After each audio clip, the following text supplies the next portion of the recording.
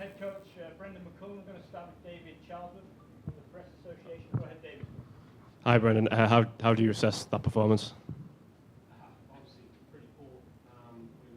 We weren't good enough across all facets of the game, and we're playing out play. How's that? And obviously very disappointed. We had high hopes, being able to finish the tournament with a bit of a bang, but we're very poor, and we've got a lot of work to do. And we'll put our thinking caps on over the next few weeks and start to try and sort of navigate our way through what an improvement looks like across our white ball cricket, and make sure we try and be pretty thorough with that and work out a way that we can get ourselves back to where we should be. It was a bit of a baptism of fire having to travel to India, coming to here as well. I guess the only way is up for the white ball teams. Yeah, it is. Yeah, it's definitely the only way is up, and that's the attitude you got to have, right? I think India. I felt India was actually really good preparation for us, even though we obviously got beaten quite comfortably there. I thought that was as good a preparation as you could have coming into a major tournament, and obviously we had our chance in those first couple, but what we saw tonight was probably an example of why we're out of the tournament. We weren't able to withstand the pressure when it was applied, and we weren't able to navigate our way through. And I guess, again, I said to you yesterday that I felt that we lacked confidence, and I thought today was another example of that. And we've got to find out pretty quickly ways to be able to make sure that our team walks out there a lot more confident than what we are at the moment. Have you got a sense of what Joss has been like in the last 24 hours? Has resigning the captaincy sort of been a freeing experience for him, or have you not got that sense whatsoever?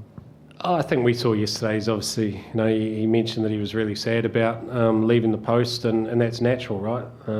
He cared so much about it, and he admittedly said that he wasn't able to get the best out of the guys at this stage, and I thought it was a brave decision to make, and it gives us now an opportunity to be able to start to plot and plan our way forward, knowing that at some stage we'll have to obviously choose a new captain and then work out ways to be able to ensure that the style of cricket that suits them best is also going to give us our greatest chance. And we still see Joss as obviously a big player within that, and he's got a huge role to play.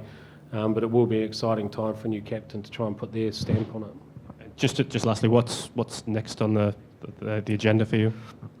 Well, get home in the next couple of days, and then start to think about, and start having some conversations with Keezy and Rob Key and the guys at the ECB about who is the right person for us to put in that position of white ball captain, and then what do they need, and how do we start to learn some of the lessons that we've been dealt on this tour and in this tournament to ensure that we're a lot more competitive than what we've been. Ben Stokes and then Matt Henry. Hi, Brendon.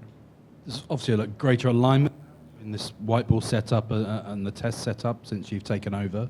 How do you ensure this winter you've had in white ball cricket and the sort of negativity, I guess it's bred, doesn't sort of bleed into that huge test summer?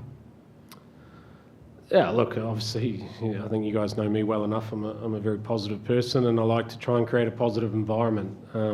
There is obviously a fair bit of alignment across those setups now, but at the same time, there's some guys who have been very successful in Test cricket in the last little while, and I'd say the confidence levels of that unit are very high, and the ability to execute the game plan we want to, and the style of cricket that we want to, and obviously we've had a bit of success as well, albeit not quite at the level we want.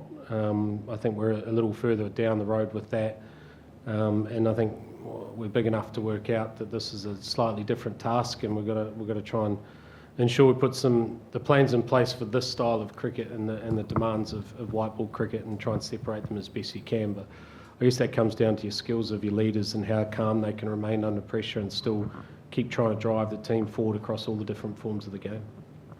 How big a role does Ben Stokes have in maybe picking up a couple of players? I'm thinking Jamie Smith, Harry Brook, in terms of that test summer, at the start of that test summer, so the form the past few weeks doesn't affect them? Well, you know what Stokes is like. He's uber confident all the time, and he's a great man manager and a guy who gets the very best out of those guys around him. Harry Brook and Jamie Smith have been outstanding in Test cricket to date. you know, they've had a bit of a tough month with the bat over here, but they wouldn't be the first people to go through a bit of a tough period over a month or so. So look, for them it's a matter of making sure that they sort of learn the lessons of what's unfolded over here, and also then sort of try and keep improving their games, but also not let the confidence levels drop too low. But you know, we've seen how good they've been in Test cricket, and I'm sure they'll be very good in white ball cricket in time to come once we work through it a bit. Mark, Simon, and Alan. Will you consider 2 white ball captains? Is that possible, like one for the T20 team and one for the 50-over team, or do you think it needs to be one white ball captain? Again, sort of work it out over the next few weeks, sort of make sure we have a good look at how the structure looks, how things are placed, and what each side needs, and if it's the same person, then great. If it's 2 different people, then great too. We'll spend a little bit of time. Give me a couple of weeks to sort of work it out, and then hopefully we'll have something for you, and then we'll try and get this thing back on track. And one of your first sort of things you did when you took over the job was to bring a lot of the Test players in this team. If you go with Ben Duckett and Jamie Smith as 2 examples, do you think that is the right way forward? Look, I think, to me, the best cricketers are your best cricketers, and they're adaptable across formats. Obviously, there's some guys who do fit into different forms of the game a little easier, I guess. You know, I look at Ben Duckett, I look at Joe Root, 2 guys who hadn't played of late a lot of white ball cricket, and they've been our best batters out here in this competition. So they're obviously locks when it comes to Test cricket. So I think it's not one sort of rule fits all. We obviously our game plan here was to try and bring fast bowling over here, and to try and stock our batting and give ourselves, I guess, that sort of conviction and that method. And we may not have got it totally right, and that's, you've got to have conviction in something. And we went for that option at this time, and on another tournament we get across the line those first 2 games, and we sort of, we go, well, that strategy worked. But on this occasion we weren't quite able to do what we wanted to. And I guess sometimes when you always hope across your entire team everyone's performing, but sometimes guys are a little bit low on confidence, and we don't necessarily get the output that we want, and hence why you find yourself on the outside of the tournament. But look, there's so much work for us to do. I still have tremendous confidence in the talent that is across English cricket, not just in the dressing room now, but also guys that sit around the domestic scene at the moment, and who have also played for England before, and that gives you great confidence. It's just making sure that you get the right structure in place over the next little while to allow that to come out and give us the best chance to get back to where we want to be.